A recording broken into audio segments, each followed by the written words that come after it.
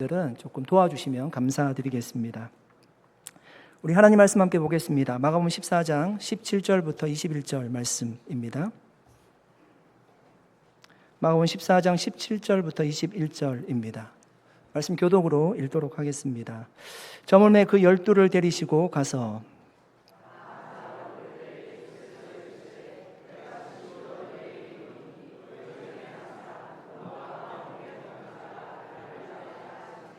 그들이 근심하며 하나씩 하나씩 나는 아니지요 하고 말하기 시작하니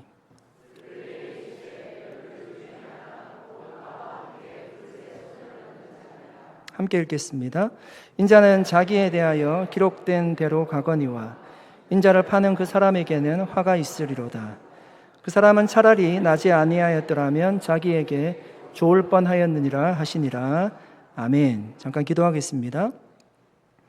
하나님 아버지, 이 시간 하나님의 말씀으로 우리를 교훈하여 주시기를 원합니다. 주님의 마음을 깊이 깨닫는 시간 되게 하옵시며 그 말씀에 순종함으로 풍성한 삶을 살게 해 주시옵소서. 성령의 열매를 맺게 해 주시옵소서. 감사드리며 예수님의 이름으로 기도드립니다.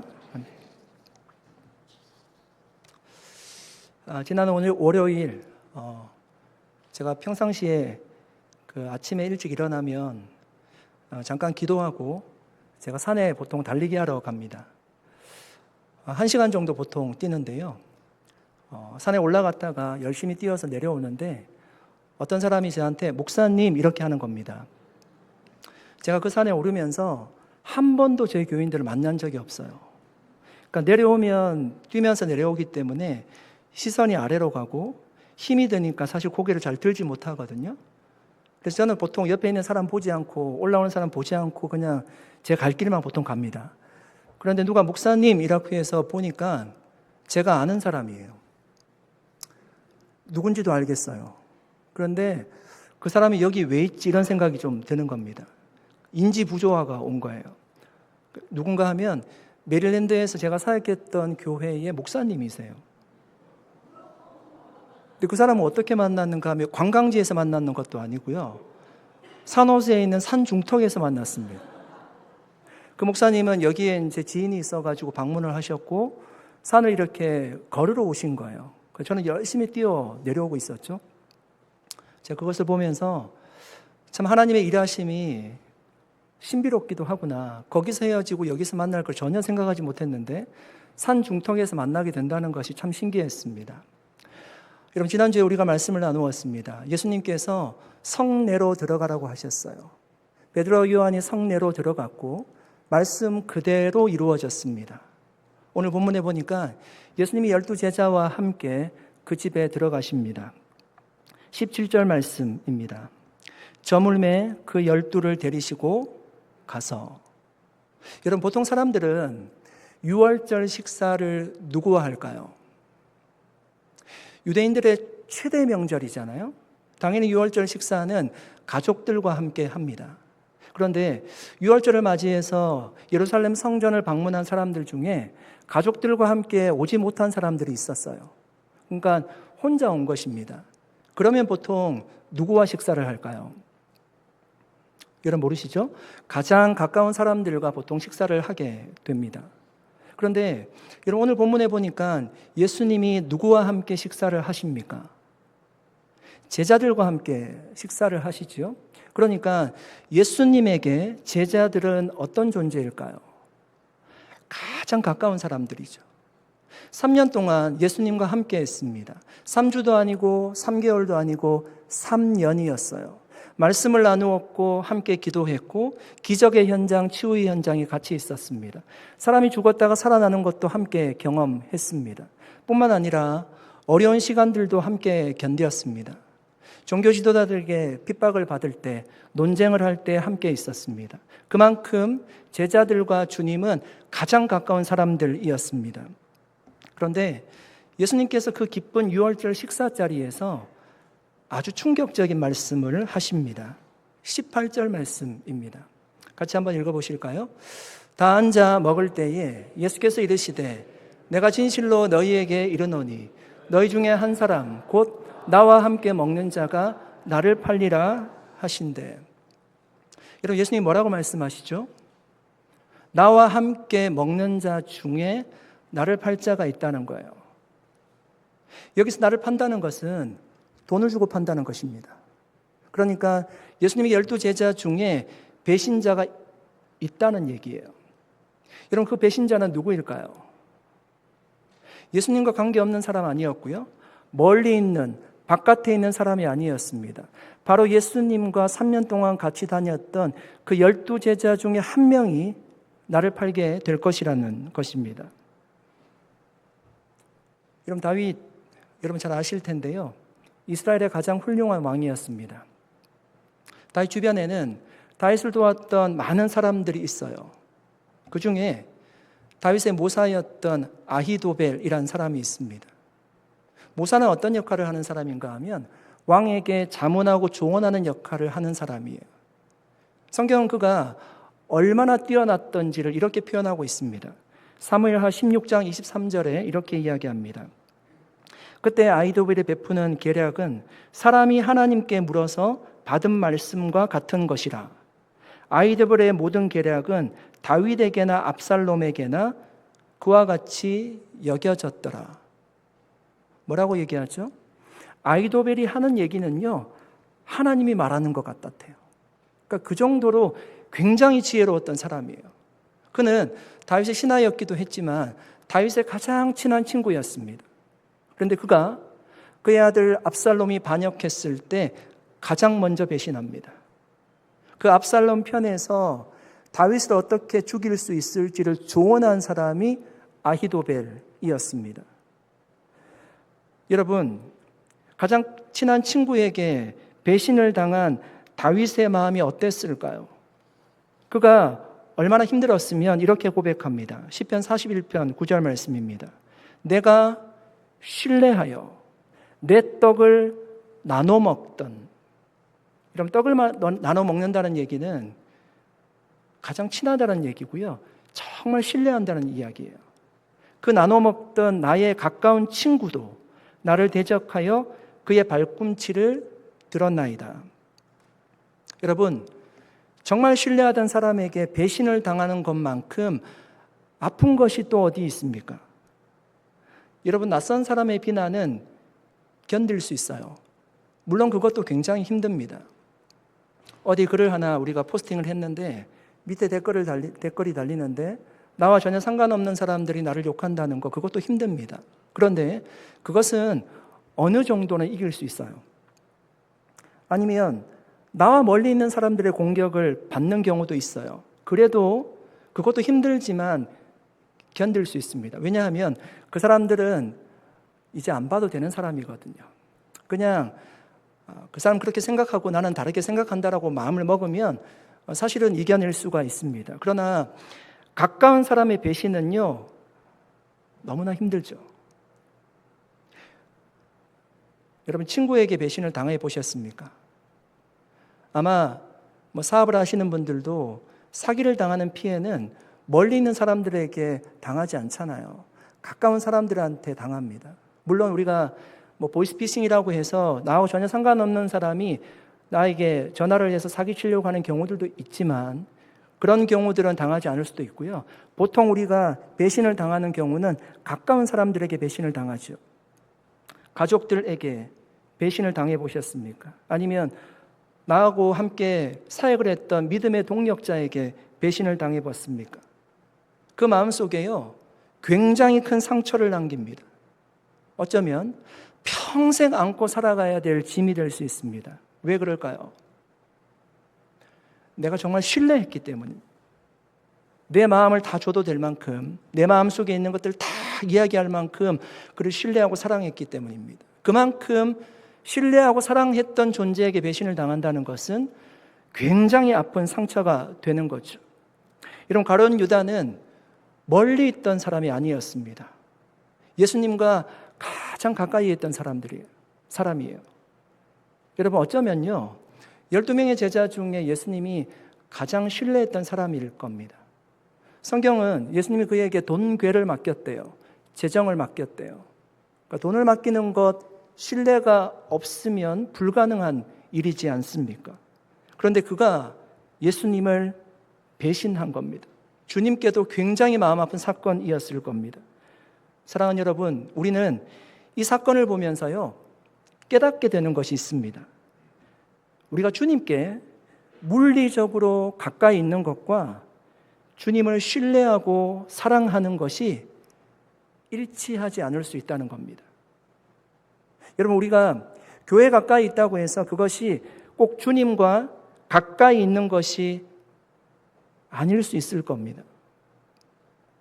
여러분, 제 사무실이 여기서 한 걸으면 한 30분이야. 30초면 아마 갈 겁니다. 굉장히 가까운 거리잖아요. 그런데 어떤 때는요, 이 본당까지 오는 거리가 굉장히 멀게 느껴질 때도 있습니다.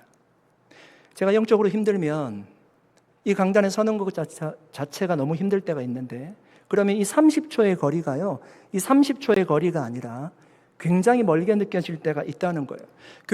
교회와 물리적으로 가깝다고 해서 우리가 주님과 가깝다라고 할 수는 없다는 것입니다.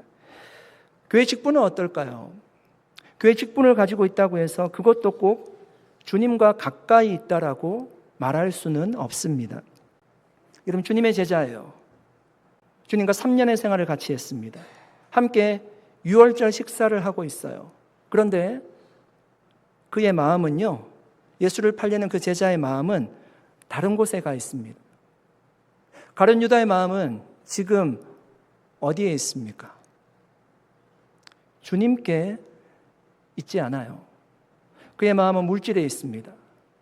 내가 주님께 옆에 있고 주님과 생활하고 있지만 대제사장이 예수를 넘겨주면 은 30을 준다라고 이야기했습니다. 사실 큰 돈은 아니지만 그 돈에 가 있어요. 그 물질에 가 있다고요. 주님 옆에 있으면서 그의 마음은 물질에 가 있습니다. 사랑하는 여러분, 신앙생활의 가장 큰 위험 중 하나는 저는 교회를 떠나는 것이 아니라고 생각합니다. 가장 위험한 것은요, 이것보다 더 위험한 것은 교회 안에 있으면서도 주님을 신뢰하지 않는 거예요. 내가 교회 안에 있으면서도 다른 무엇을 의지하며 사는 것이에요. 그러니까 그런 분들은 모습은 거룩해 보이고 주님의 제자 같아 보이지만 마음은 점점 세상을 향해 가고 있는 것입니다. 여러분, 우리가 병원에 매일 간다면 우리의 건강이 더 좋아질까요? 물론 병원 가까이 가면 진단을 받을 수도 있고 좋아질 수도 있을 것입니다. 그런데 꼭 그렇지만은 않아요. 만약에 그렇다면 병원에 매일 출근하는 의사나 간호사나 직원들은요, 절대 아프면 안 될 것입니다. 병원에 가까이 있는 것이 중요한 것이 아니라 내가 진단을 받았다면 의사의 말대로 사는 것, 하는 것이 중요하지 않습니까?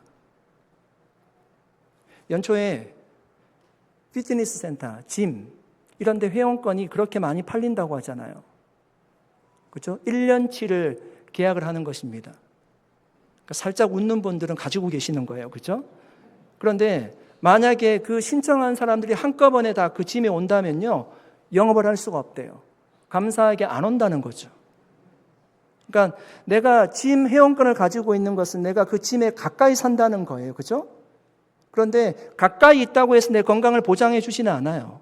회원권이 없어도 그냥 운동을 하는 사람이 건강할 수 있다는 거예요. 이런 마찬가지입니다. 교회를 가까이 하는 것이 좋은 것이지만 그것만으로는 주님과 가까워질 수는 없어요. 교회와 가까운 것만큼 주님의 말씀을 따라 살아야 된다는 것입니다. 사랑하는 성도 여러분, 단지 주님 곁에 있는 것보다 더 중요한 것은 주님을 더욱 신뢰하고 사랑하는 것인 줄로 믿습니다. 그리고 여러분, 그 말씀대로 사는 거예요. 여러분, 지금 6월절 식사를 하고 있잖아요. 거기에서 예수님께서 이 성찬의 의미가 무엇인지, 십자가의 의미가 무엇인지를 알려주세요. 그러면 그 말씀을 부여잡고 사는 거예요. 주님이 지금 십자가에 달려 돌아가실지라도 내가 주님을 떠나지 않고요, 주님을 끝까지 따르는 거예요. 그것이 제자의 모습이지 않습니까? 그러므로 우리도 주님 곁에 있다라고 안심할 것이 아니라 주님을 끝까지 신뢰하고 따를 수 있는 주님의 제자가 다 될 수 있기를 예수님의 이름으로 간절히 축원드립니다. 19절 말씀 한번 같이 읽어보겠습니다. 같이 읽겠습니다. 그들이 근심하여 하나씩 나는 아니지요 하고 말하기 시작하니, 예수님께서 말씀하셨습니다. 너희 중 한 사람이 나를 팔리라. 여러분, 거기에 많은 사람들이 있었던 것이 아니에요. 그러니까 오병이어 때 말씀 전하듯이 수많은 사람들이 그 자리에 있었던 것이 아닙니다. 12제자하고 주님만 있어요. 그러니까 유추해 보자면요, 어떤 사람인지 생각할 수 있는 인원이 거기에 있었다는 이야기입니다. 너희 한 사람이 나를 팔리라는 이야기를 듣는다면, 여러분, 보통 사람들은 어떻게 할까요? 그러니까 여러분이 한 13사람이 모인 모임에 갔습니다. 그런데 주님이 이렇게 얘기했어요. 너희 중에 나를 팔 사람이 있다라고 얘기를 한다면 여러분 어떻게 생각하실까요? 만약에 내가 그 당사자가 아니라고 생각하는 분들은요, 아마 머릿속이 굉장히 복잡할 겁니다. 나는 아닌데 이 사람인가? 이 사람인가? 아까 축복할 때 이 사람 나한테 손을 안 뻗치던데 이 사람인가? 표정이 약간 긴장돼 보이는데 이 사람인가? 아마 생각하게 될 거예요. 만약 당사자라도요, 자신이 아닌 척 할 겁니다. 목소리를 오히려 더 크게 내면서 그 사람 누구냐고 붙잡아내자고 막 그런 얘기 할 겁니다. 이렇게 반응하는 것이 보통 일반적인 사람들의 모습일 거예요. 그런데 제자들의 반응을 한번 보십시오. 사실 약간 의외의 반응이에요. 왜냐하면 제자들이 이제 동안 걸어왔던 길을 우리가 살펴보았어요. 그들은 늘 권력을 향해서 나아갔던 사람들이에요. 아마 지금도 주님 따르면서 그런 생각하고 있을 거예요. 끝까지 나는 높은 자리에 올라야 된다는 마음으로 주님 따르는 사람들입니다. 그런데 그들이 어떻게 반응하죠? 그 한 사람이 누군가를 찾으려고 하지 않고요, 오히려 한 사람 한 사람씩 이렇게 말하지요. 주님, 저는 아니지요. 주님, 저도 아니지요. 자신을 돌아보고 있어요. 최근에 이혼 숙녀 캠프라는 한국에서 하는 이혼 위기에 있는 사람들을 이렇게 회복시키려고 하는 영상을 몇 개 보았습니다. 여러분 오해하지 마십시오. 제 가정에 문제가 있어 그런 건 절대 아닙니다. 그 숙녀 캠프를 보니까 어떤 치료가 있는가 하면 거울 치료가 있어요. 그러니까 자신이 어떻게 살았는지를 다 이야기하고요, 어떤 대역이 그 자신의 행동을 그대로 하는 거예요. 그러면 제3자 입장에서 그 사건을 이제 보게 되는 거죠. 한 번도 자신의 문제를요, 제3자 입장에서 본 적이 없어요. 사람들이 보통 그 상황을 보고 어떻게 반응할까요? 굉장히 놀라워합니다. 굉장히 충격을 받아요. 자신이 정말 그런 사람인가? 그때 깨닫게 되죠.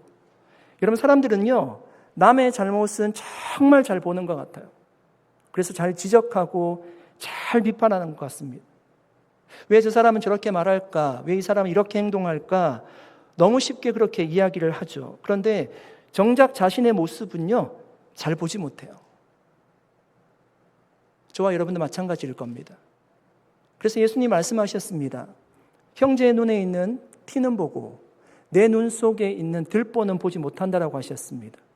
여러분, 여기서 우리가 사용하지 않는 용어를 사용해서 이게 마음에 탁 닿게 느껴지지는 않을 거예요. 여러분, 티가 무엇입니까? 티가. 그 단어를 보면요, 먼지예요, 먼지. 그러니까 다른 사람의 있는 눈 속에 있는 먼지와 같은 것은 보게 된다는 거예요. 그런데 내 눈 속에 있는 들보는 보지 못한대요. 그 들보라고 하는 것은요, 기둥이에요. 집을 받치고 있는 기둥이에요. 통나무예요. 그게 눈에 있다라고 하면 굉장히 불편할 텐데 그것은 보지 못한다는 거죠. 그만큼 우리 자신의 문제에는 우리는 잘 보지 못하고요, 다른 사람들의 문제는 잘 보게 된다는 것입니다. 여러분, 이처럼 우리 모두는 다른 사람들을 판단하고 다른 사람을 탓하기를 좋아하는 숨은 마음을 가지고 사는지도 모르겠습니다. 그러나 우리가 타인의 허물을 보았을 때 주님 앞에서 어떻게 반응해야 될까요? 오늘 제자들이 그 모습을 우리에게 보여주고 있습니다. 주님, 저는 아니지요. 자신을 돌아보는 거예요. 겸손히 주님의 말씀이 떨어졌을 때 나를 돌아보는 거예요. 하나님이 우리에게 말씀을 주실 때 여러분 다른 사람을 고치려고 우리에게 말씀을 주시는 것이 아닙니다. 만약 그렇다면 주님이 아마 직접 얘기하지 않을까요? 그 사람에게. 주님이 우리에게 말씀을 주실 때는 주님이 이렇게 얘기했잖아요. 너희 중 한 사람이 나를 팔리라. 그러니까 그 얘기를 듣고 그 한 사람을 찾아내서 지금 회개시키라고 주님이 그렇게 말씀하신 것이 아니라는 얘기죠. 그러니까 그 말씀을 듣고 자신을 돌아보라는 거예요. 각자 자신을 돌아보라는 거예요. 저는 주님이 지금도 우리에게 말씀하실 때 동일하다라고 믿습니다.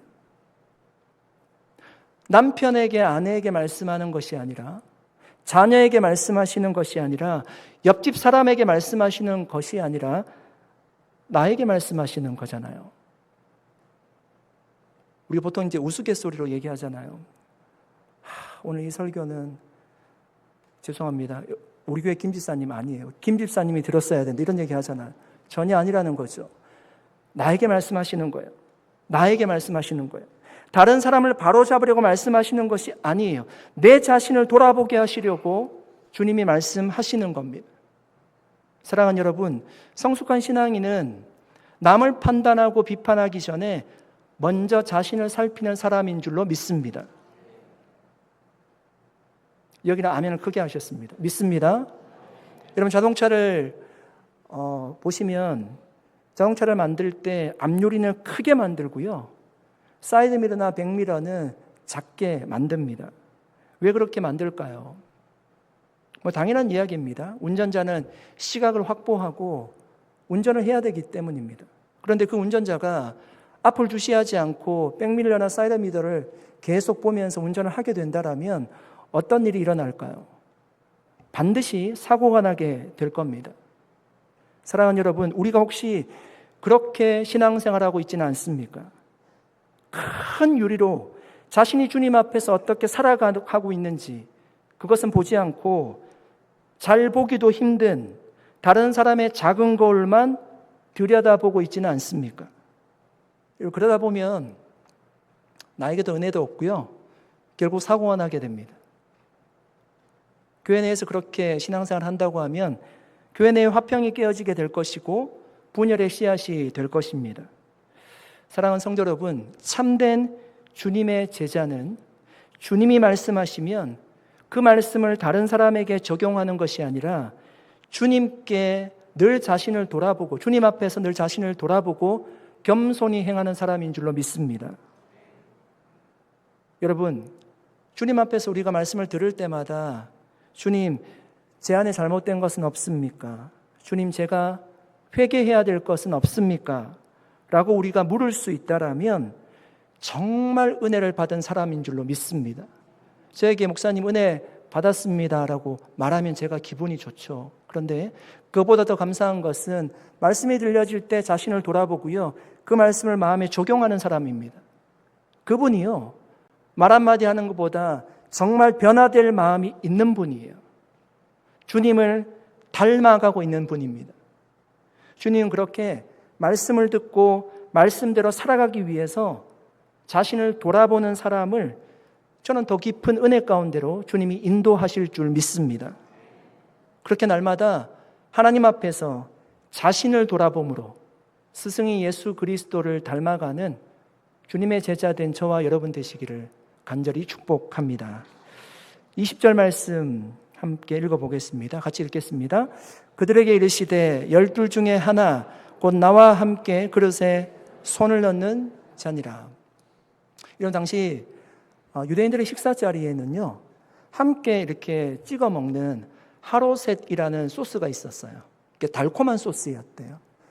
학자들이 설명할 때는 유월절 음식이라고 하는 것이 간을 세게 해서 평상시에 먹는 음식이 아니었거든요. 예를 들면 무교병, 쓴나물 이런 거였잖아요. 그래서 그게 하로셋이란 그 소스에 이렇게 찍어 먹는 것입니다.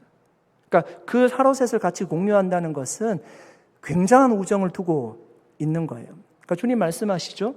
그 음식에 나와 같이 음식을 먹는 사람들 중에 한 사람이 나를 팔게 될 거라는 겁니다. 여러분, 예수님은요, 끝까지 오늘 본문에 보시면 그 제자가 누구인지 이름을 이야기하지 않으세요. 18절에 보니까 12사람 중에 하나가 나를 팔 것이라고 했어요. 이름 얘기하지 않았고요. 지금 우리가 읽었던 20절 말씀에도 나와 함께 음식을 먹는 자가 나를 팔리라고 했어요. 그 이름을 얘기하지 않았어요. 왜 이름을 말씀하지 않았을까요? 가장 은혜로워야 된 유월절 식사입니다. 근데 그 자리에서 가룟 유다가 그 사람이야 라고 이야기를 했다면 우리가 알고 있는 제자들의 성향을 한번 생각해 보십시오. 어떤 일이 일어났을까요? 베드로는 굉장히 과격한 사람이었잖아요. 겟세마네에서 주님이 기도하실 때 로마 병사가 왔을 때 칼을 들고요, 그 길을 잘랐던 사람이 베드로였어요. 베드로와 같은 사람은 격분했을 거예요. 우리가 알고 있는 야고보와 요한은 보아너게의 아들이라고 했거든요. 그러니까 굉장히 급한 사람들이에요.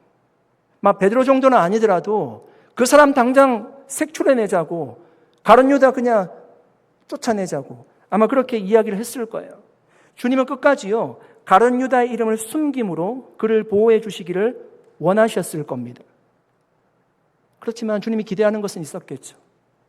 이런 얘기를 하면 유다 본인은 알 텐데 스스로 양심의 가책을 느끼고 회개하기를 원했을 거예요.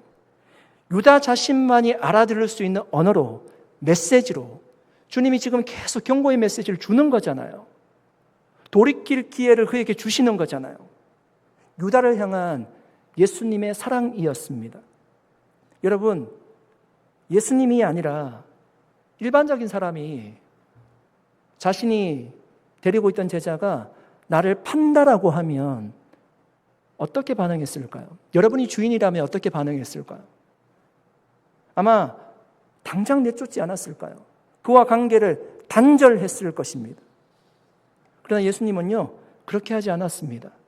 예수님은 그의 추한 모습까지, 실패한 모습까지, 그의 연약함까지도 다 아시면서요, 그를 품으려게 하셨어요. 함께 유월절 식사를 하셨습니다. 그에게 끝까지 기회를 주신 거예요. 여러분, 예수님의 이 모습과 이 마음이 지금도 하나님이 우리를 사랑하시는 모습인 줄로 믿습니다. 주님은 그렇게 우리에게 끝까지 기회를 주시기를 원하시고요, 끝까지 우리를 사랑하기를 원하시는 분이십니다. 그런데 질문이 생깁니다. 하나님이 우리를 그렇게 사랑하시니까, 우리에게 끝까지 기회를 주시기를 원하시니까 우리가 주님을 배신해도, 우리가 주님의 마음을 아프게 해도 아무렇게나 살아도 된다는 이야기입니까? 그것을 보장한다는 말씀입니까? 21절 말씀입니다. 같이 한번 읽어보겠습니다. 인자는 자기에 대하여 기록된 대로 가거니와 인자를 파는 그 사람에게는 화가 있으리로다. 그 사람은 차라리 나지 아니하였더라면 자기에게 좋을 뻔하였느니라 하시니라. 여러분, 예수님은요, 지금 십자가의 죽음을 향해서 걸어가고 있어요. 우리가 읽었던 말씀에 뭐라고 얘기하죠? 기록된 대로 간다라고 얘기하고 있습니다. 무슨 얘기예요? 그러니까 예수님의 십자가 죽음은 계획된 거라는 거예요. 그러니까 예수님이 어쩔 수 없이 힘이 없어서 로마 병사에 붙잡혀서 비관적인 죽음을 맞이한 것이 아니라는 거예요. 비극적인 죽음을 맞이한 것이 아니라는 거예요. 인류 구원을 위한 하나님의 계획이었습니다. 그렇다면 유다가 예수님을 은 30에 팔지 않습니까? 예수님이 은 30에 팔아서 예수님이 십자가에 달려 돌아가시게 되었어요. 우리의 구원이 이루어지게 되었습니다. 그렇다면 유다가 예수님을 은 30에 판 것은 그 구원 계획을 돕기 위한 선한 도구였을 뿐일까요? 그러면 자연스럽게 우리는 질문이 생길 수 있죠. 그에게는 죄가 없다는 얘기일까요? 예수님은요, 아주 분명하게 말씀하셨어요. 단호하게 말씀하십니다. 그 사람에게는 화가 있으리로다. 무슨 얘기예요? 죄가 없지 않다는 거잖아요. 죄가 있다는 것이에요. 여러분, 하나님의 주권이 있어요. 하나님의 섭리가 있어요. 이루어질 것입니다. 그런데 우리에게 자유의지가 있잖아요. 내가 선택한 것이 있어요. 그 선택한 것에 대해서는 내가 책임을 져야 된다는 거예요. 그거 면제해 주지 않는다는 거예요. 유다는 예수님의 경고를 듣고 돌이킬 수 있는 수많은 기회가 있었어요. 그런데 그렇게 하지 않았습니다. 자신의 마음이 어디에 가 있었습니까? 재물에 가 있었어요. 그것을 본인이 선택한 것입니다. 야곱과 에서는 쌍둥이 형제였습니다. 에서가 성장을 해서 그는 사냥을 좋아했거든요. 그래서 한날은 사냥을 하고 돌아오니까 너무너무 배가 고픈 겁니다. 그때 야곱이 팥죽을 쓰고 있었대요. 그가 배가 고프니까 자신의 장자권을 주고요, 그 팥죽을 사 먹었습니다. 그런데 여러분, 그 일이 어떤 결과를 가져왔습니까? 하나님이 에서와 야곱이 리브가 어머니의 뱃속에 있을 때 말씀하신 것이 있어요. 큰 자가 어린 자를 섬기리라. 여러분, 그 말씀에 따라 하나님의 큰 섭리 안에서 야곱이 축복을 받는 것은 정해져 있었을 것입니다. 여러분, 그렇다고 에서가 장자의 명분을 판 그 선택에 대해서 책임을 지지 않는 것은 아니라는 거죠. 책임을 져야 돼요. 나중에 그가 눈물을 흘리면서 후회하지 않습니까? 우리는 자신의 선택에 책임을 지게 되어 있어요. 져야 한다는 것입니다. 사랑하는 여러분, 지금도 우리는 수많은 선택을 하며 살아가고 있습니다. 그 선택의 책임, 다른 사람에게 돌릴 수 없어요. 하나님께 돌릴 수도 없어요. 결국 내가 책임져야 됩니다. 학생이 공부를 하지 않으면 자신이 원하는 대학에 갈 수도 없고 원하는 직업도 가지지 못할 거예요. 그 책임 누가 져야 되는 것입니까? 부모가 얘기하지 않았습니까? 아니요. 부모는 아마 최선을 다해서 서포트하려고 했을 거예요. 그 책임 본인이 져야 되는 것입니다. 한 청년이 결혼 정년기가 되었습니다. 그런데 바쁘다고 사람을 만나지 않고 사회적인 성공을 위해서 직장에서 열심히 일을 했어요. 높은 직위에 올랐습니다. 그러나 결혼하지 못했어요. 그 선택 누가 한 것입니까? 본인이 한 거죠. 그 책임 본인이 져야 되는 거죠. 병원에서 이제 운동을 해야 된다라고 했어요. 아주 간단한 이야기를 제가 하고 있는 거예요. 운동을 해야 된다라고 했어요. 건강을 위해서. 그런데 바쁘다는 이유로 운동을 미뤘어요. 건강이 좋지 않게 되었어요. 그러면 그 책임 누가 져야 됩니까? 본인이 운동하지 않은 거잖아요. 여러분, 신앙의 선택도 마찬가지예요. 주님이 우리에게 꼭 하라고 부탁하신 것이 있습니다. 마음을 다 예배드리라고 했어요. 무시로 기도하라고 했어요. 때를 얻든지 못 얻든지 복음 전하라고 했어요. 땅끝까지 이르러 내 증인이 되라고 말씀했어요. 은사를 주신 이유가 교회를 세우기 위해서 주셨대요. 교회 봉사하라고 했어요. 그런데 만약에 그것을 하지 않았다면 그 결과는 각자 져야 되는 것이죠. 여러분, 우리가 이처럼 내가 선택한 것에 대한 대가와 책임을 져야 되는데도 불구하고 잘못된 선택을 하는 이유가 무엇 때문일까요? 여러분, 우리는 하나님의 은혜로 구원받은 존재인 줄로 믿습니다. 믿으시죠? 하나님의 자녀가 된 줄로 믿습니다. 지금도 하나님이 우리를 사랑하고 계시는 줄로 믿습니다. 그래서 우리는 어쩌면 내가 그런 선택을 해도, 잘못된 선택을 해도 그것이 나의 구원에는 전혀 영향이 없다라고 생각합니다. 내가 잘못된 선택을 해도 주님은 나를 사랑한다라고 강하게 믿고 있어요. 그래서 안심하고 이제 내 인생을 내 마음대로 살아도 된다는 면죄부로 착각하는 거예요. 주님에 대한 강한 믿음을 가지는 것은 좋지만 그것이 죄를 지어도 된다는 얘기는 전혀 아닙니다. 어떤 사람이 술을 마시고 운전대를 잡았어요. 다행히 집에 오는 길에 단속반도 없었고 아무런 사고도 일어나지 않았습니다. 무사히 집에 도착한 그는 안도하며 생각합니다. 그봐, 별일 없잖아. 다음에도 이 정도는 괜찮을 거야. 그 다음에도 몇 번 똑같이 운전했습니다. 그는 자신이 위대한 운전자라고 생각했어요. 주변의 만류에도 불구하고 법의 경고도 상관없이 운전했습니다. 그런데 어느 날 비 오는 날 밤 똑같이 술을 마시고 운전대를 잡았다가 결국 돌이킬 수 없는 대형 사고를 냈습니다. 그는 법정에서 눈물을 흘리며 한 번만 선처해달라고 호소했습니다.